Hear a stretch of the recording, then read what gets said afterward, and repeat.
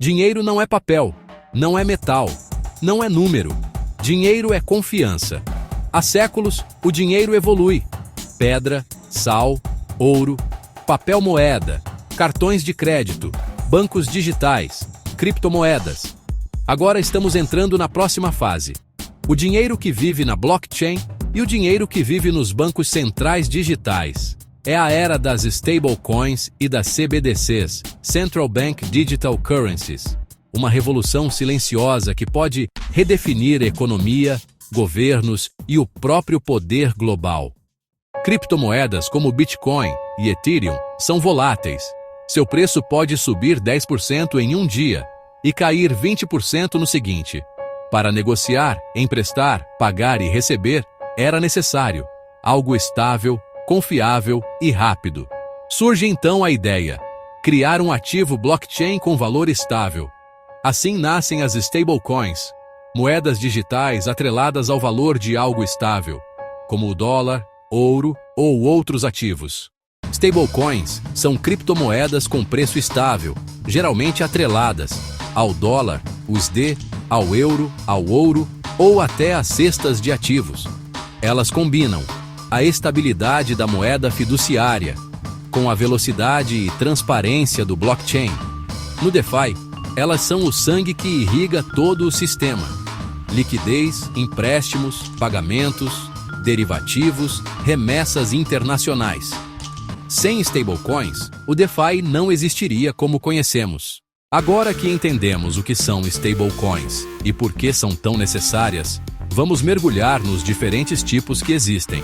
A forma como uma stablecoin mantém sua paridade com um ativo, como o dólar, define seu modelo e, consequentemente, seus riscos e benefícios. Existem 3 modelos principais, cada um com uma abordagem fundamentalmente distinta para resolver o problema da estabilidade. O primeiro e mais popular modelo são as stablecoins colateralizadas com dinheiro real, também conhecidas como off-chain. A ideia aqui é muito simples e intuitiva. Para cada token digital emitido, existe um dólar americano correspondente, ou outro ativo tradicional como títulos do tesouro, guardado em uma conta bancária ou em custódia por uma empresa centralizada. Elas são lastreadas na proporção de 1:1, com dinheiro no banco. Quando você compra uma dessas stablecoins, está na prática depositando seu dinheiro com a empresa emissora, que então cria ou emite um token correspondente para você na blockchain. Quando você vende, o processo se inverte. O token é queimado ou destruído, e você recebe seu dólar de volta.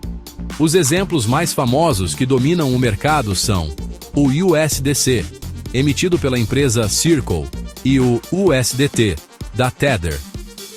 A grande vantagem desse modelo é a sua estabilidade percebida e simplicidade, o que as tornou as mais populares e líquidas do mercado. No entanto, seu principal ponto fraco é a centralização. Você precisa confiar que a empresa emissora realmente possui as reservas que alega ter e que irá honrar os saques. Isso cria um risco de contraparte. Além disso, por serem controladas por uma entidade central, essas stablecoins podem ser censuradas.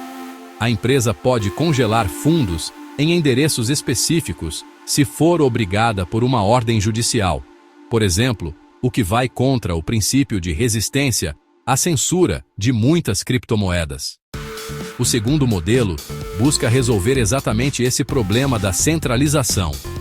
São as stablecoins colateralizadas on-chain, que usam outras criptomoedas como garantia. Em vez de depender de uma empresa e de um banco no mundo real, este sistema é totalmente construído sobre a blockchain. Os usuários depositam criptoativos, como Ethereum, em um contrato inteligente, um smart contract, que funciona como um cofre autônomo e transparente. O sistema então permite que o usuário pegue emprestado uma quantidade de stablecoins contra essa garantia. Como as criptomoedas usadas como colateral são voláteis, o sistema exige uma sobrecolateralização.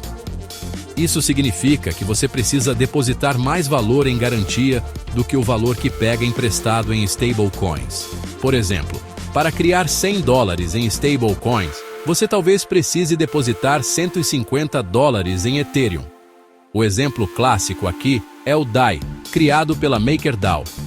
A grande vantagem é que este é um sistema descentralizado, transparente e resistente à censura. Qualquer pessoa pode auditar as garantias na blockchain em tempo real, e não há uma entidade central que possa congelar seus fundos. O risco, por outro lado, está na volatilidade do colateral. Se o mercado de criptomoedas sofre uma queda brusca e o valor da sua garantia cai abaixo de um certo nível, sua posição é automaticamente liquidada pelo contrato inteligente para garantir que a stablecoin permaneça solvente. Esse modelo também é considerado menos eficiente em termos de capital, pois exige que mais de $1 seja bloqueado para criar $1. Finalmente, temos o terceiro e mais controverso modelo, as stablecoins algorítmicas. Essas stablecoins não são lastreadas por nenhum ativo, seja ele fiat ou cripto. Em vez disso, elas tentam manter seu valor por meio de algoritmos complexos que gerenciam a oferta e a demanda do token. A teoria é que, se o preço da stablecoin sobe acima de $1, o algoritmo emite mais moedas para aumentar a oferta e reduzir o preço. Se o preço cai abaixo de $1, o algoritmo implementa um mecanismo para comprar e queimar moedas, reduzindo a oferta e, com sorte, aumentando o preço de volta para $1. O exemplo mais infame deste modelo foi, no passado, o UST, da Rede Terra. Seu mecanismo dependia de um token irmão, o Luna, para absorver a volatilidade.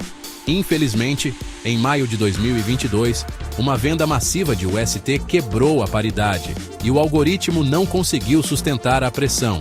Isso desencadeou uma espiral da morte, onde a confiança foi perdida, mais pessoas venderam e o sistema entrou em colapso, destruindo dezenas de bilhões de dólares em valor e servindo como um duro lembrete dos perigos. Essas stablecoins são, por natureza, altamente experimentais e arriscadas. Elas representam a fronteira da engenharia financeira em DeFi, mas, até hoje, nenhum modelo algorítmico provou ser verdadeiramente robusto a longo prazo. Cada tipo de stablecoin, portanto, oferece um conjunto diferente de compromissos entre estabilidade, descentralização e eficiência de capital. A escolha de qual usar depende do seu apetite a risco e do que você valoriza mais.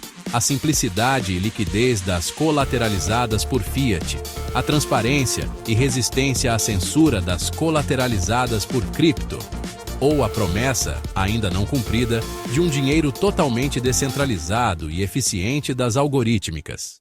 Em 2022, o mundo cripto testemunhou um colapso histórico. A stablecoin UST, que deveria sempre valer uso de $1, perdeu sua paridade e caiu para os 0,10, os 0,05 e depois quase zero. Os 60 bilhões reais desapareceram em dias. Esse evento redefiniu como stablecoins devem ser reguladas, como algoritmos podem falhar e o risco sistêmico no DeFi. O experimento mostrou uma verdade: nem todo algoritmo consegue sustentar confiança. As stablecoins não são apenas moedas digitais. Elas são a ponte entre o mundo tradicional e a Web3. Com elas é possível enviar dinheiro internacionalmente em segundos, operar 24/7 sem bancos, pagar produtos e serviços com taxas baixíssimas, participar de DeFi sem volatilidade, criar sistemas financeiros sem fronteiras. Elas estão se tornando o dólar da internet. O crescimento explosivo das stablecoins e do ecossistema de finanças descentralizadas, o DeFi, não passou despercebido pelos governos e bancos centrais ao redor do mundo. Eles observaram atentamente enquanto uma nova forma de dinheiro, privada e global, ganhava tração, operando fora do sistema financeiro tradicional. Essa inovação representou um desafio direto à soberania monetária dos estados. A possibilidade de uma stablecoin privada, talvez emitida por uma grande empresa de tecnologia, se tornar um meio de pagamento dominante poderia minar a capacidade de um banco central de conduzir a política monetária, controlar a inflação e garantir a estabilidade financeira. A perda de controle sobre a moeda nacional é um risco que nenhuma nação está disposta a correr. Diante desse cenário, a resposta foi estratégica e inevitável. Para não perderem a relevância na era digital e para reafirmarem seu papel como emissores de moeda, os bancos centrais começaram a desenvolver suas próprias moedas digitais. Elas são conhecidas pela sigla CBDCs, Central Bank Digital Currencies, ou moedas digitais de Banco Central.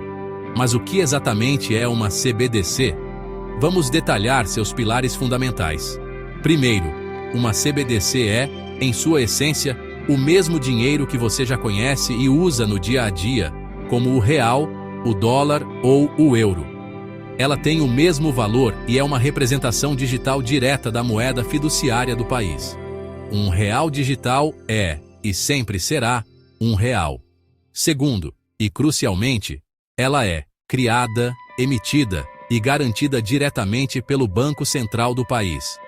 Isso a diferencia de qualquer outro ativo digital. Ela não é uma criptomoeda como o Bitcoin, nem uma stablecoin emitida por uma empresa privada. É uma obrigação direta do Banco Central, o que a torna o ativo mais seguro da economia de uma nação. Terceiro, ela existe de forma exclusivamente digital.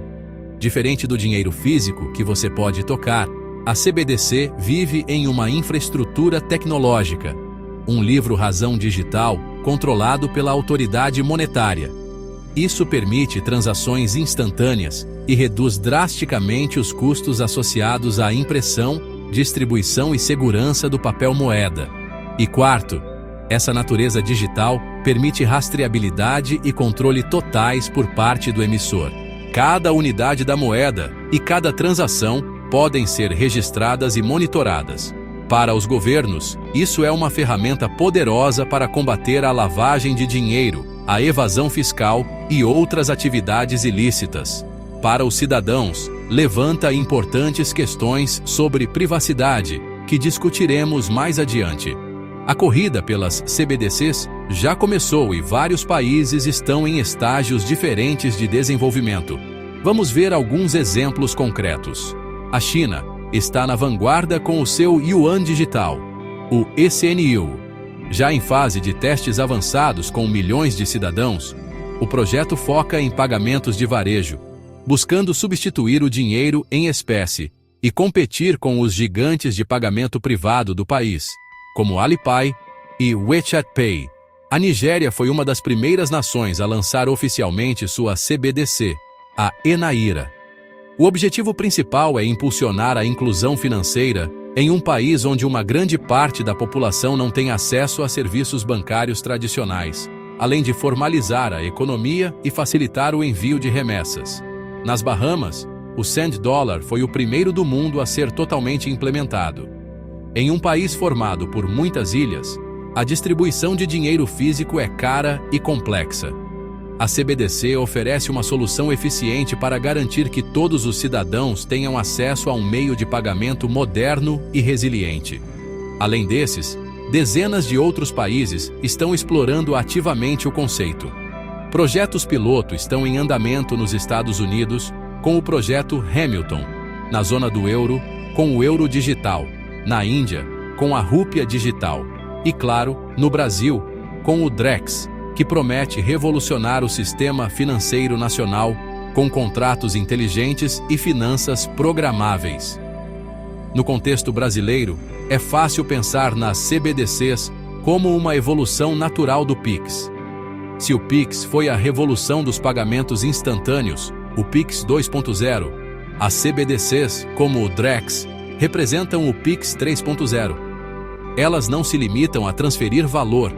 Elas introduzem a programabilidade do dinheiro, abrindo um universo de possibilidades para serviços financeiros automatizados e inteligentes. É uma mudança de paradigma com um poder transformador muito maior. Enquanto stablecoins são, de empresas privadas, abertas, globais, descentralizadas, algumas, CBDCs são, estatais, controladas, nacionais. será uma disputa entre a liberdade algorítmica das stablecoins e o poder soberano das CBDCs. Stablecoins são democráticas. CBDCs são governamentais. As perguntas que surgem: quem vai controlar o dinheiro do futuro? Bancos centrais ou protocolos descentralizados? Liberdade ou supervisão total? Apesar dos benefícios de eficiência e inclusão que exploramos, as moedas digitais de Banco Central, ou CBDCs, trazem consigo uma série de riscos e dilemas profundos que merecem um exame cuidadoso. A mesma arquitetura que promete modernizar o sistema financeiro também abre portas para cenários que parecem saídos de ficção científica distópica. A questão central não é apenas tecnológica, mas fundamentalmente filosófica e política.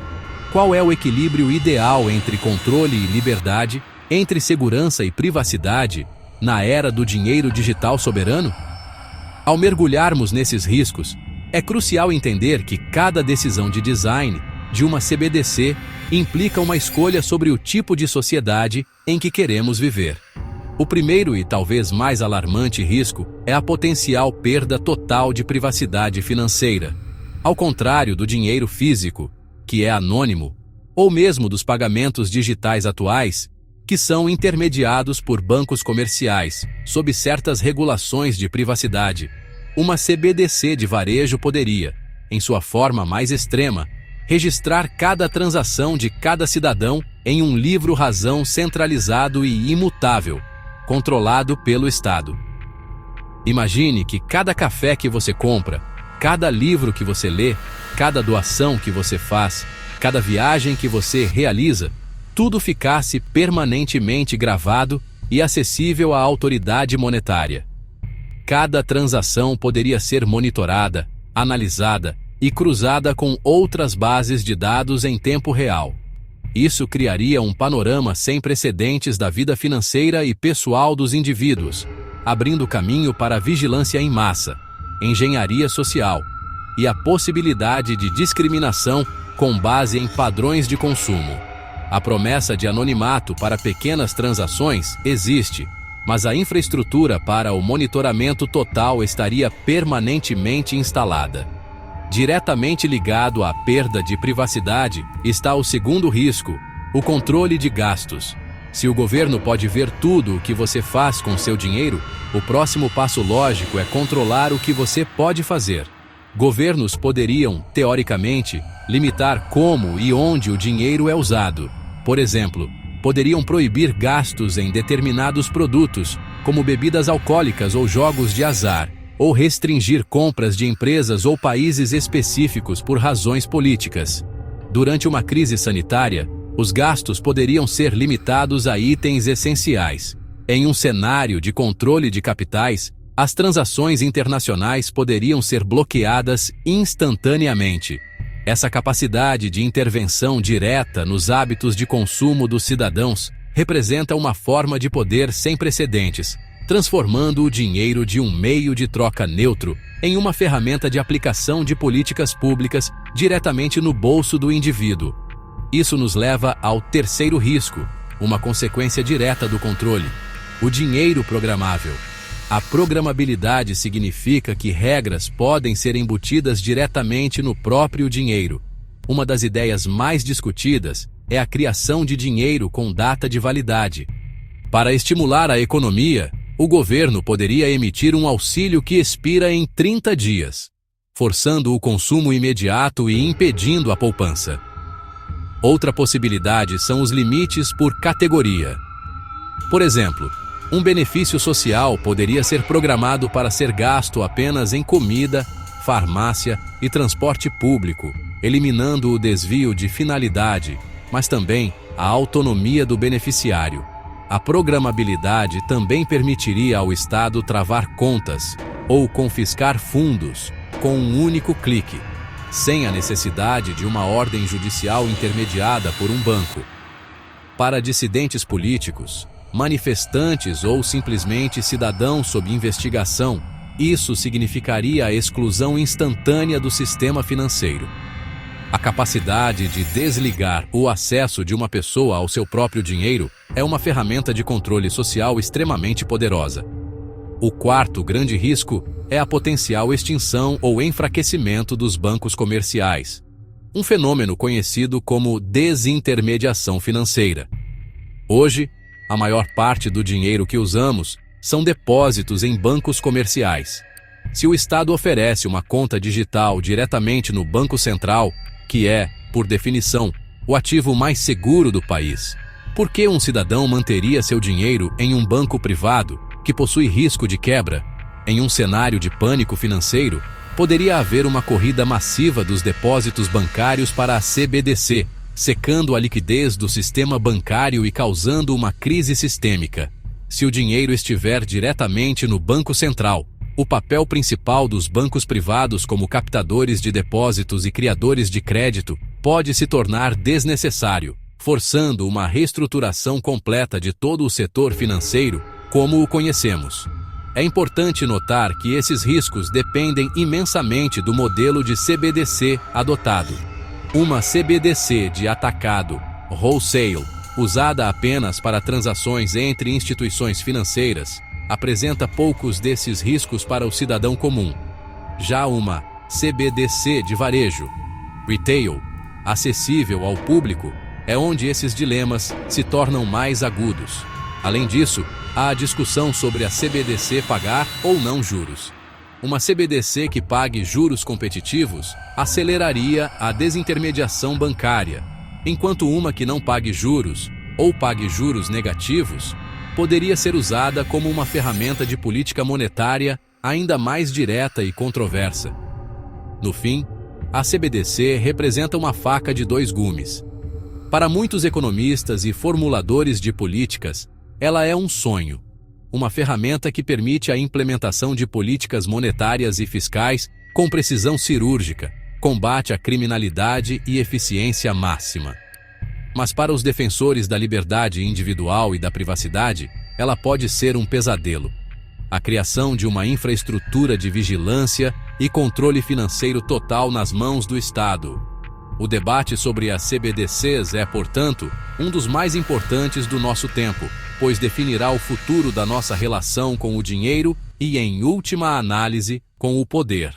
Stablecoins e CBDCs não são rivais. São as duas faces da evolução monetária. As stablecoins representam liberdade, inovação, velocidade, inclusão global. As CBDCs representam segurança jurídica, política monetária, estabilidade econômica. O futuro provavelmente será multidimensional. Stablecoins para o dia a dia digital, CBDCs para políticas públicas, criptomoedas para soberania pessoal, DeFi como novo sistema financeiro global. Estamos vivendo a maior transformação monetária desde a invenção do papel moeda.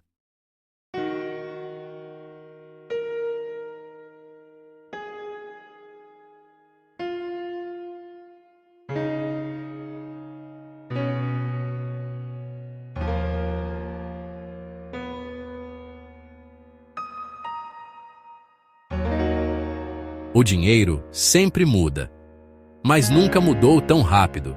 Estamos reinventando não apenas como pagamos, mas o que o dinheiro significa.